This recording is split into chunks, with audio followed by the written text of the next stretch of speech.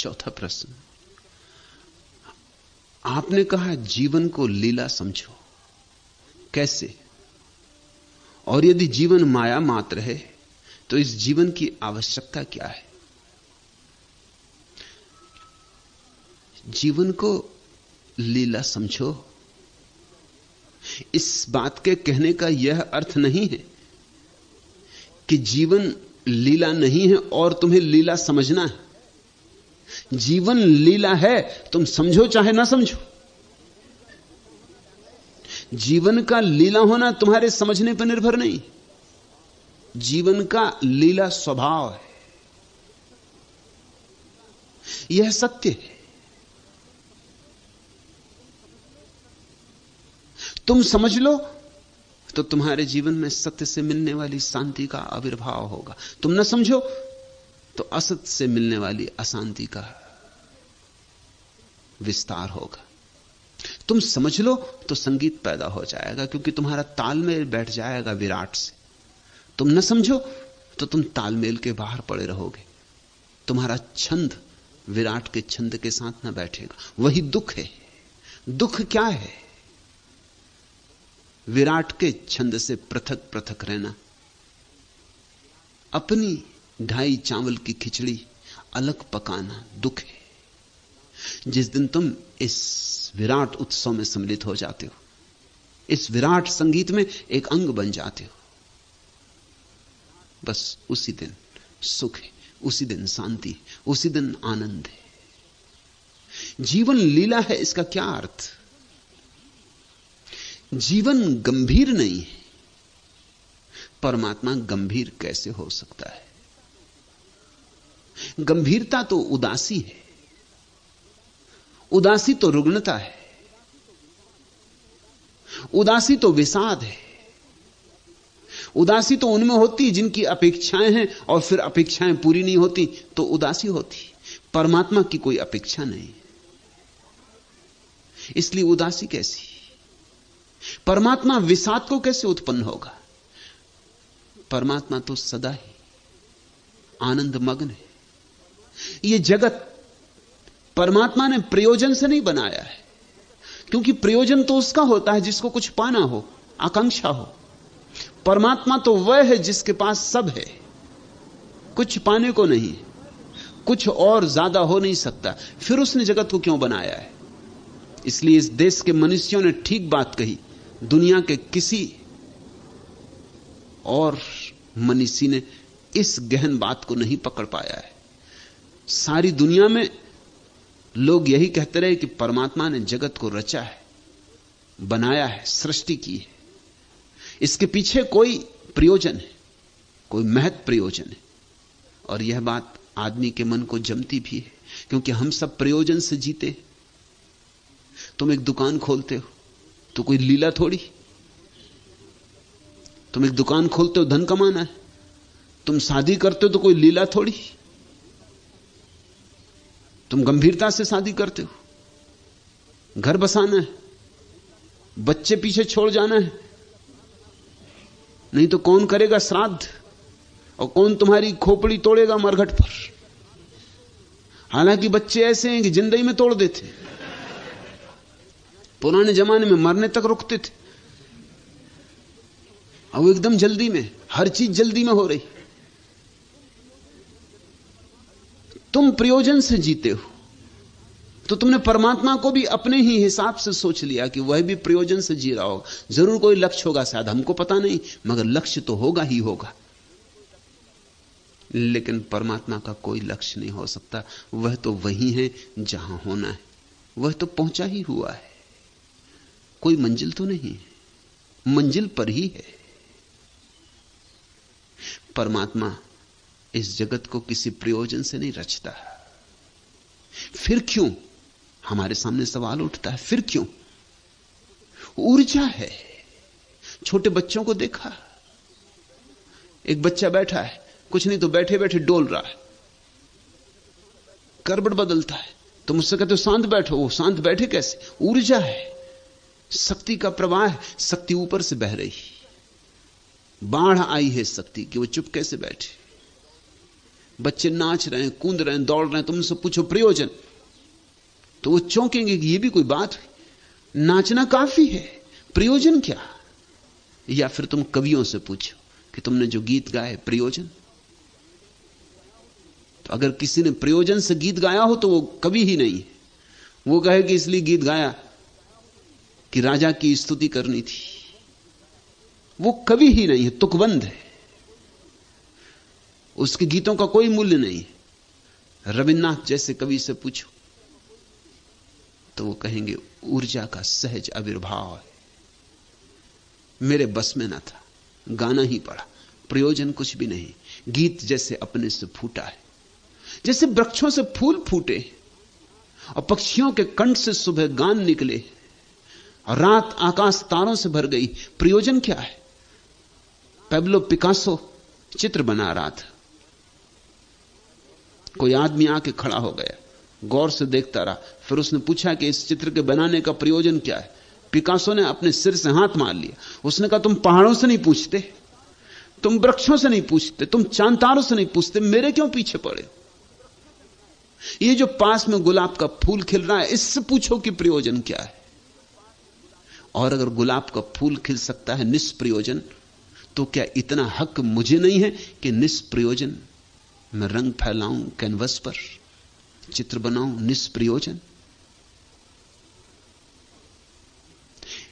संगीतज्ञ जब अपनी परम गहराई में उतरता है तो संगीत का कोई लक्ष्य नहीं होता, संगीत अपने में ही अपना लक्ष्य होता है।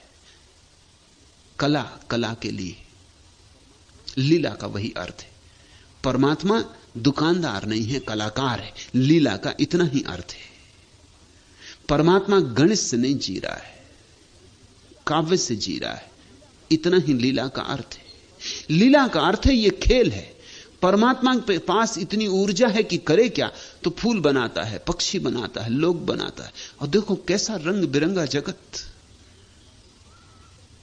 अद्भुत जगत है। ये ऊर्जा की बाढ़ है। पश्चिम के बड़े रहस्यवादी कवि ब्लैक ने कहा है, एनर्जी इज डिलाइट, ऊर्जा आनंद है। यह वक्तव्य उपनिषद के वक्तव्यों जैसा वक्तव्य है, उसी कीमत का, उसी मूल्य का। जहां ऊर्जा है वहां ऊर्जा बहेगी और आनंद प्रकट होगा, वहां नृत्य होगा, गीत गाए जाएंगे, फूल खिलेंगे, और ऊर्जा अजस्र है, अनंत है, इसलिए खेल जारी रहेगा। तो मैंने जब तुमसे कहा कि जीवन को लीला समझो, तो मैंने ये नहीं कहा कि तुम समझोगे तो जीवन लीला होगा, मैंने इतना ही कहा कि जीवन तो लीला है ही, तुम समझोगे तो तुम्हें सद्बुद्धि आएगी। तुम्हारे नहीं समझने से जीवन में कुछ फर्क नहीं पड़ता, लेकिन तुम में फर्क पड़ता है। ठीक ठीक समझोगे तो जोड़ बैठ जाएगा, तरंग बैठ जाएगी, तुम्हारे तार परमात्मा के तार के साथ कपने लगेंगे। और अगर तुमने ठीक ठीक ना समझा, तुम कुछ का कुछ और समझते रहे, तो तुम्हारे तार अलग थलग चलते रहेंगे, उसका नाच चलता रहेगा, तुम अलग अकेले पड़ जाओगे। धार्मिक व्यक्ति में उसको कहता हूं जिसने परमात्मा का लीला में रूप समझा और उस लीला में रूप में अपने को सम्मिलित कर दिया। अधार्मिक व्यक्ति में उसको कहता हूं जो प्रयोजन से जी रहा है। समझ लेना जरा मेरी व्याख्या को, क्योंकि अगर मेरी व्याख्या ठीक से समझ में आई तो तुम्हारे तथाकथित धार्मिक कहे जाने वाले 99% लोग मेरी व्याख्या के हिसाब से अधार्मिक हो जाएंगे, और बहुत से लोग जिन्होंने तुमने कभी भी धार्मिक की तरह नहीं सोचा, वे धार्मिक हो जाएंगे। मैं दोहरा दूं मेरी परिभाषा, धार्मिक वह है जो परमात्मा की लीला के साथ संयुक्त हो गया है, जिसने अपने जीवन को भी लीला बना लिया, जिससे अब न कहीं जाना है, न कुछ होना है, न कुछ पाना है, स्वर्ग भी नहीं, बैकुंठ भी नहीं, मोक्ष भी नहीं, कुछ नहीं पाना है। यह क्षण पर्याप्त है, यह क्षण पूरा पूरा मन को भर रहा है, प्राणों को भर रहा है। आह्लाद है यहां और अभी। इसी आह्लाद में बाढ़ आई है, तो कभी नाच पैदा हुआ, तो कभी गीत पैदा हुआ। वही नाच, वही गीत, प्रार्थनाएं। धार्मिक व्यक्ति वह है जिसने जगत का लीला में रूप समझा और उसके साथ एक हो गया। तब बहुत से कवि जिनको तुम कभी धार्मिक नहीं समझते, मेरे हिसाब से धार्मिक हो जाएंगे। और बहुत से नर्तक, बहुत से संगीतज्ञ, बहुत से चित्रकार, मेरे हिसाब से सारे कलाकार परमात्मा के ज्यादा निकट हैं बजाय तुम्हारे तथाकथित तपस्वियों के, तुम्हारे तथाकथित मुनियों के, साधुओं के। क्योंकि तुम्हारे साधु प्रयोजन से चल रहे हैं।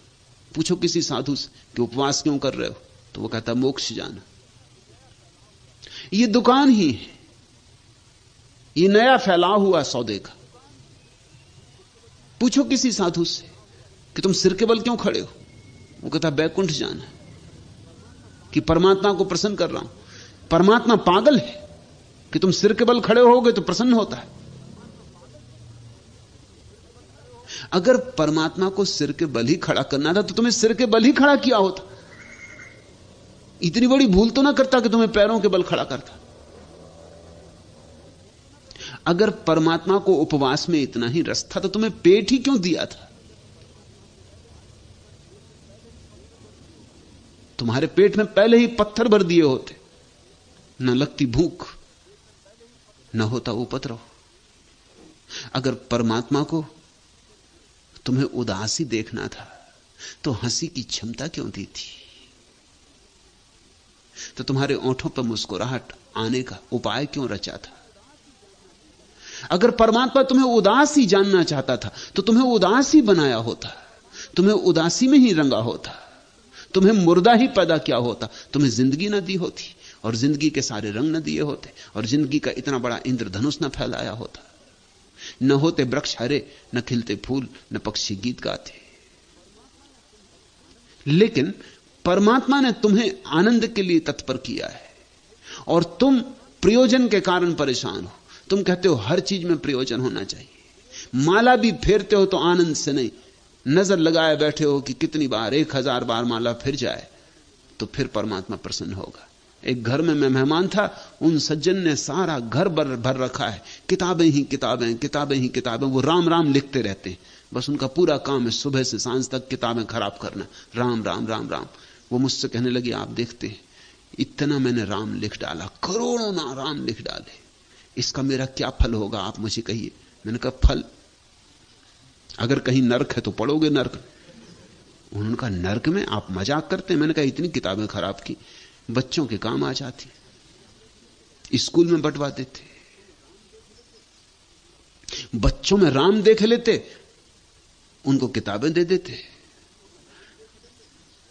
राम के काम आ जाती किताबें। तुमने व्यर्थ ही खराब कर दी। और अगर तुम्हें लिखने की धुन थी कि बिना लिखे रुक ही नहीं सकते थे तो कम से कम स्लेट पट्टी पर लिखते रहते और मिटाते रहते।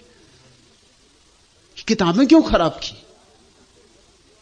वो कहने लगे आप पहले आदमी जो इस तरह की बात कर रहे हैं। यहां तो मेरे घर में जो आता है वही कहता आप भी धन्य भागी, आपने संदेह पैदा कर दिया। जो भी आता है वो कहता है कि आप तो पुण्य लोक जाएंगे, इतना राम लिख डाला। मैंने उनसे कहा कि एक आदमी मरा, जिंदगी भर राम राम ही करता रहा था और धीरे भी नहीं करता था, जोर से करता था। जोर से नहीं करता था, लाउड स्पीकर लगा के करता था ताकि मोहल्ले भर के लोगों को भी मुफ्त ही पुण्य मिलता रहे। ऐसे कई लोग हैं जो मुफ्त पुण्य देते मोहल्ले वालों को, चाहे उनको सोना हो, मगर वो कहते हैं राम राम। वो कहते हैं अखंड कीर्तन हो रहा है।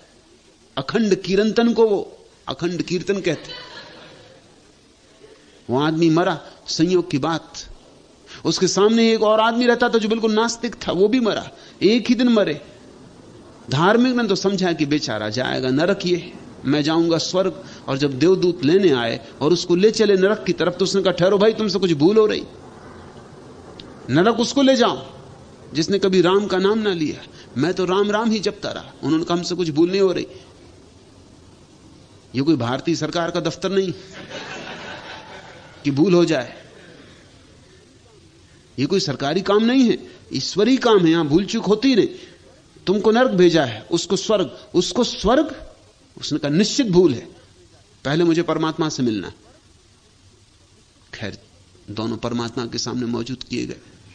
नास्तिक की आंखों से तो आंसू बह रहे थे, वो तो भरोसे नहीं कर सकता था कि मुझे और स्वर्ग।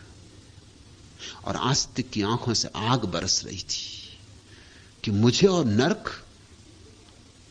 और उसने जाते से कहा कि सुनते हैं, जिंदगी बिता दी चिल्ला चिल्ला के, अकेले नहीं चिल्लाया, मोहल्ले भर पर आवाज लगाई, लाउड स्पीकर लगवाया, खर्चा भी किया, अखंड कीर्तन करता रहा। और इसका ये फल, मुझे नरक क्यों भेजा जा रहा है? परमात्मा ने कहा इसीलिए कि तूने जिंदगी भर मुझे भी नहीं सोने दिया। अब तू स्वर्ग में रहेगा और लाउड स्पीकर लगाएगा, झंझट खड़ी होगी। यहां देवी देवताओं को सोने दे भैया, तू नरक जा, वहां लगाना लाउड स्पीकर, वहां तुझे जो करना हो करना। और इस नास्तिक को यहां क्यों बुलाया जा रहा? उसने कहा इस समय इसलिए प्रसन्न हूं तेरे कारण। तूने मुझे इतना सताया है कि मैं इस पे खुश हो गया, किसने एक भी दफे मेरा नाम नहीं लिया, एक भी दफे परेशान नहीं किया। तेरे कारण मैं इस पे खुश हो गया हूं। तुम जब भी किसी काम में लगे हो, अगर उसमें परिणाम की आकांक्षा है तो वह काम सांसारिक हो गया, दुकानदारी हो गई, व्यवसाय हो गया। मैं तुमसे कहता हूं संसार लीला है। इसलिए मैं अपने सन्यासी को गंभीर होने को नहीं कह रहा हूं, उससे कह रहा हूं जीवन को मौज से लो, हल्के हल्के, नाचते नाचते, मुस्कुराते मुस्कुराते। यही तुम्हारी प्रार्थना, यही तुम्हारी उपासना। और तुम पूछते हो यदि जीवन माया मात्र है तो इस जीवन की आवश्यकता ही क्या है? ठीक है, तर्क और गणित वाले विचार में ऐसा प्रश्न उठेगा ही। या तो होना चाहिए गंभीर मामला, तब तुम राजी हो, कोई महत्व प्रयोजन होना चाहिए। अगर कोई प्रयोजन नहीं है तब सवाल उठता है तो फिर इसकी जरूरत ही क्या है? उत्सव की तुम्हें कोई जरूरत ही नहीं दिखाई पड़ती, सहज आनंद की तुम्हें कोई अर्थवत्ता ही नहीं मालूम होती। कभी सुबह घूमने गए हो और अगर कोई पूछ ले कि इसका प्रयोजन क्या है, क्यों जा रहा है घूमने, कहां जा रहा है, और तुम कहो कि सिर्फ घूमने जा रहे हैं, इसमें कहां जाने का क्या सवाल है, सिर्फ घूमने निकले, और वो कहते फिर निकले ही क्यों? उत्तर चाहिए। अगर या तो दफ्तर जा रहे हो, ठीक, दुकान जा रहे हो, ठीक, कारखाना जा रहे हो, ठीक, पत्नी बीमार है दवा लेने जा रहे हो, ठीक, नॉन तेल लकड़ी के लिए जा रहे हो, ठीक, घूमने तफरी के लिए तुमने कोई लखनऊ समझ रखी?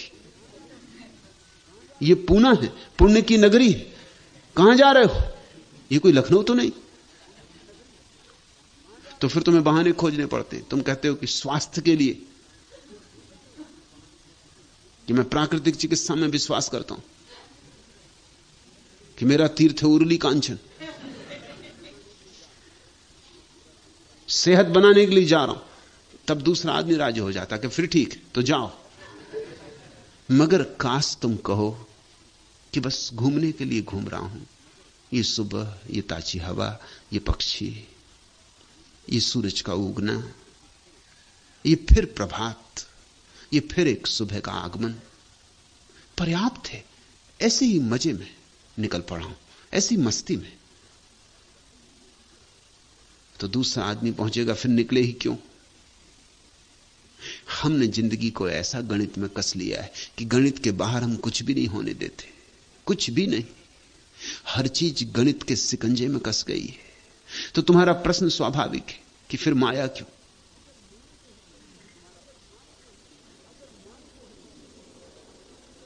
अगर मानते ही नहीं हो कि माया क्यों, तुम्हें उत्तर चाहिए ही चाहिए, तो यह रहा उत्तर।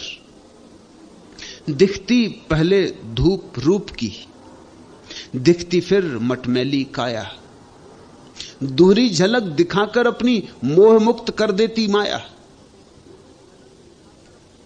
देखा एक सुंदर स्त्री, पड़ गए मोह में, प्रेम में, फिर एक दिन पाया कि वृद्ध हो गई, झुर्रियां पड़ गई चेहरे पर, अब बड़ी विरक्ति होने लगी। पहले देखा दूर सुहावना दृश्य, फिर पास गए कुछ भी न पाया। दूर से देखा इंद्रधनुष, पास गए मुट्ठी में कुछ भी ना आया। दिखती पहले धूप रूप की, दिखती फिर मटमैली काया, दोहरी झलक दिखाकर अपनी मोह मुक्त कर देती माया।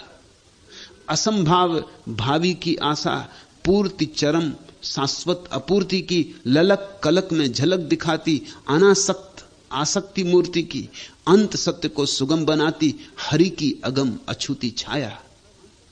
मन में हरि रसना पर सटरस, अधर धरे मुस्कान सुहानी, हरि तक उसे नचाती लाती, हरि की जिसने बात न मानी। शकुन दिखाकर अंध तने को हरि माया ने खेल खिलाया, संज्ञाहत हो या अनात्मरत, आत्ममुग्ध या आत्म प्रवंचक, पहुंचाया है हर झूठे को माया ने झूठे के घर तक। लग्न लगाकर मोह मग्न को मृगजल जलनिधि पार कराया। अपनी समझ जिसे हर कोई करता रहता मेरी तेरी, वह अनेक जनमन विलासनी, एकमात्र श्री हरि की चेरी। मैंने इस सहस्त्र रूपा को राममयी कह शीस झुकाया। अगर तुम कहते हो प्रयोजन चाहिए ही चाहिए, अगर मानो मेरी बात तो मत पूछो प्रयोजन, सब लीला है। मगर चित्त मानता ही ना हो, गणित ने ऐसा सिकंजा कसा हो, तो फिर ऐसा समझो कि माया तुम्हें जगाने का एक उपाय है, माया तुम्हें चेताने का एक उपाय है। दिखती पहले धूप रूप की, दिखती फिर मटमैली काया, दोहरी झलक दिखाकर अपनी मोह मुक्त कर देती माया। शायद हरि तक तुम सीधे जा भी नहीं सकते।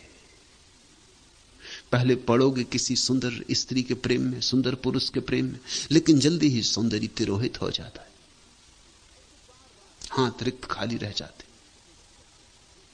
ऐसे बार बार चूक चूक करके, भूल भूल करके एक दिन तुम्हें याद आती कि अब उसी को प्रेम करें जो शाश्वत है।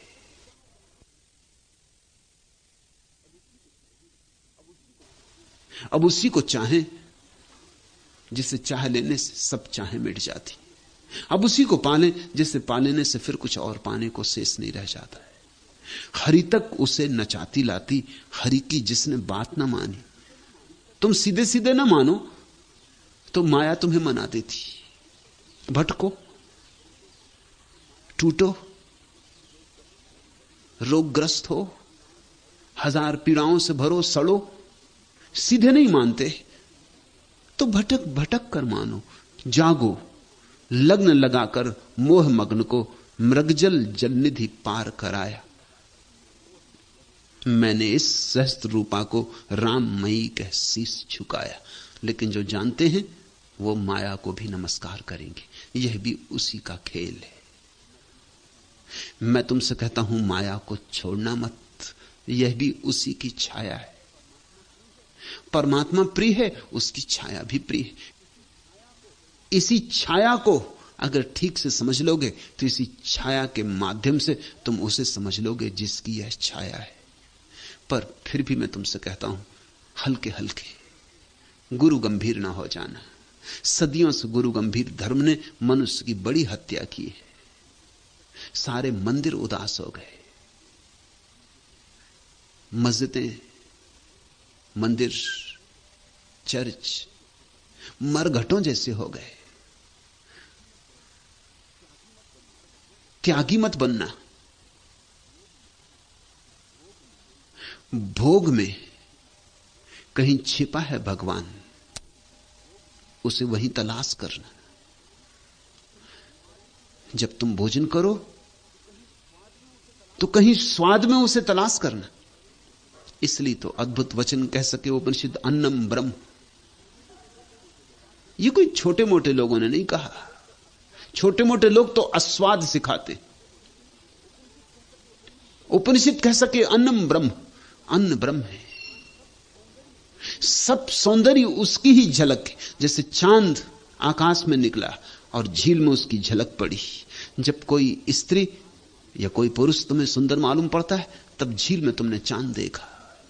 सूफी फकीर जुन्नैद जब भी किसी सुंदर स्त्री को देखता था भाव विभोर होकर उसकी आंख से आंसू बहने लग जाते, रास्तों पे खड़ा हो जाता था। अनेक बार उसके शिष्यों ने कहा, अच्छा नहीं मालूम होता, आप जैसा प्रसिद्ध पुरुष, आपके सैकड़ों शिष्य, आप किसी सुंदरी स्त्री को देख के एकदम ठिठक के खड़े हो जाते। जुन्ने देखा सुंदर स्त्री, उसकी झलक है, उसकी आंख से आंसू बहने लगते थे, कृतकृत्य हो जाता था। जुन्नैद मुझे जमता है।